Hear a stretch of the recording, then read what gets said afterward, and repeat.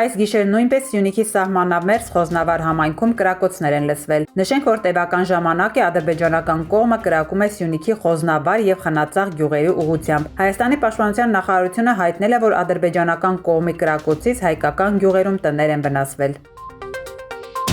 Երեկվանից հոգևորականներին վիրավորող եւ անգամ հայոյախառը գրառումներ կատարող Նիկոլ Փաշինյանն այսօր վաղ առավոտյան էլ երկու գրառմամբ անդրադարձել է Շիրակի թեմի առաջնորդի հարցազրույցներին։ Փաշինյանը պահանջել է Մայր աթոռի համապատասխան կառույցներից քննել Միքայել Սրբազանի հայտարարությունն ու հանրությանը տալ համապարփակ պարզաբանումներ։ Մայր աթոռը մինչև այս պահը պաշտոնապես չի պատասխանել Փաշինյանի մեղադրանքներին, իսկ առանձին հոգևորականներ կոշտ գնահատականներ են տվել։ Մասնավորապես Ավստրիայի հայ թեմը պահանջել է Փաշինյանից հրապարակայնորեն զղջալ իր խոսքերի համար եւ ներողություն խնդրել հայ առաքելական Սուրբ եկեղեցուց ու մեր հավատացյալ ժողովրդից։ Մարմարաշենի հովվության հոգևոր հովիվ Տեր Փառեն Քահանա Պետրոսյանն էլ հայտարարել է, որ այսուհետ նիկոլական գաղափարների հիվանդություններով տառապողներին արգելելու է մտնել եկեղեցի։ Իր հերթին Հայաքվեն հանցագործության մասին հաղորդում է ներկայացրել գլխավոր դատախազին։ Միավորման հիմնադիր Ավետիք Չալաբյանի խոսքով Փաշինյանի հայտարարությունները համարժեք են սահմանադրական կարգի տապալմանը եւ դատախազությունը պետք է քրեական գործ հարուցի։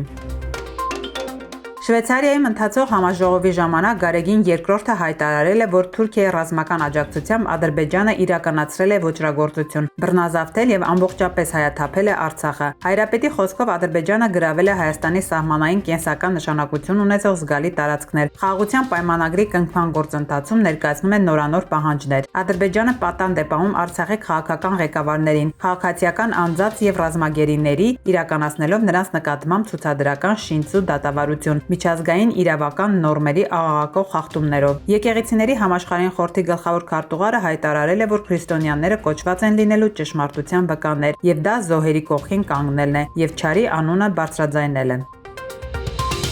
Նյուզեյեմը զրուցել է Իրանի արտաքին գործերի փոխնախարար Սաիդ Խաթիբզադեի հետ Երևան կատարած նրա այցի ընթացքում։ Իրանի փոխարտգործնախարարն անդրադարձել է բարձր մակարդակի հանդիպումներին եւ քննարկումներին, որոնք նա ունեցել է Երևանում։ Նա խոսել է տարածաշրջանում Իրանի ունեցած կարմիր գծերից, բարձր է գնահատել Երևանի հետ երկխոսության կառուցողական մթնոլորտը եւ ընդգծել Իրանի հանձնառությունը խորացնելու հարաբերությունները Հայաստանի հետ։ Իրանցի պաշտոնյան անդրադարձել է նաեւ խաղաղության պայմանագրին։ Մենք լիարժեք աջակցում ենք խաղաղության համաձայնագրին։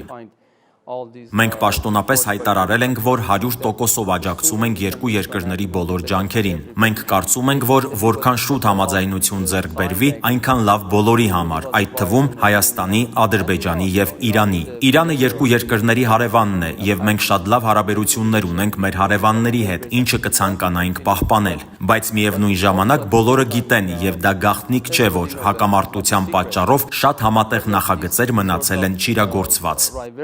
Always many joint projects have been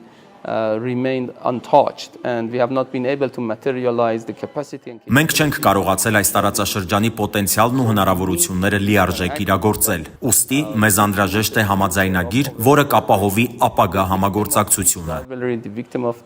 Հակամարտությունների եւ բախումների զոհերը միշտ եղել են նրանք, ովքեր փորձել են խաղաղության եւ համագործակցության ծրագրեր իրականացնել այս տարածաշրջանում։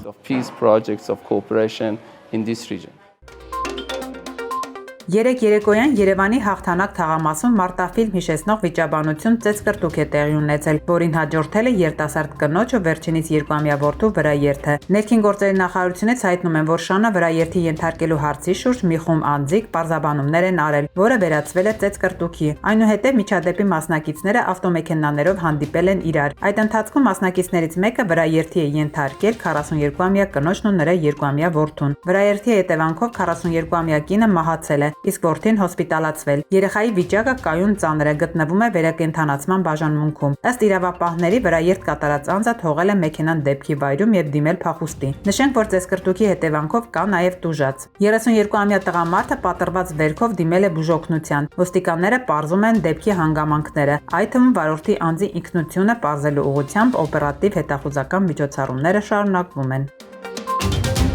Բացառիկ ու պատմական արդյունք անկախ Հայաստանի կենսագրության մեջ։ Մրցավայր մեկնած 6 մարզիկներից 4-ը պատվո հարթակ են բարձրացել ու մեդալներ նվաճել։ Լայցի քաղաքում անցկացվող սպորտային մարմնամարզության Եվրոպայի առաջնությունում օլիմպիական փոխ-չեմպիոն, աշխարհի չեմպիոն եւ աշխարհի եռակի գավաթակիր Արթուր Դացյանը 3-րդ անգամ դարձել է Եվրոպայի չեմպիոն։ 17-ամյա Համլետ Մանուկյանը Գերմանիայում նվաճել է իր առաջին ոսկե մեդալը մեծահասակների Եվրոպայի առաջնությունում, իսկ Մամիկոն Խաչատրյանը դարձել փոխ-չեմպիոն։ Երիտասարդների Եվրոպայի փոխ-չեմպիոն Արթուր Ավետիսյանն էլ դարձել է բրոնզե մեդալակիր, իր առաջին մեդալը նվաճելով մեծահասակների Եվրոպայի առաջնություններում։ Ուկրաինան միանում է ՆԱՏՕ-ի ավիացիոն համակարգին։ Ուկրաինայի զինված ուժերի ինքնաթիռները դաշնակիցների հետ կհամակարգվեն թվային ինտերֆեյսի միջոցով, հայտարարել է թվայնացման հարցերով պաշտպանության փոխնախարարը։ Այս քայլը թույլ կտա Ուկրաինայի ռազմաօդային ուժերին գործել դաշինքի երկրների ավիացիայի հետ միասնական թվային համակարգում։ Ինչպես հաղորդում են ուկրաինական լրատվամիջոցները, չեխական ընկերությունը վերջերս մշակել է արհեստական ինտելեկտով կառավարվող եզակի անօդաչու թռչող սարքեր, որոնք դիմացկուն են թշնամու խլացուցիչներին։ Հարյուրավոր նման անօդաչու թռչող սարքեր արդեն ուղարկվել են Ուկրաինա, որտեղ դրանք օգտագործվում են մարտական պայմաններում։ Առաջիկա շաբաթ նույնպես տեղումներ են սպասվում։ Շրջանների մեծ մասում սպասվում է կարճատև անձրև եւ ամպրոպ, հնարավոր է նաեւ կարկուտ։ Հունիսի 3-ից 4-ը առանձին հատվածներում անձրևները կլինեն հորդառատ։ Օդի ջերմաստիճանը կբարձրանա 5-ից 6 աստիճանով։ Հունիսի 3-ից 4-ը նույնքան կնվազի։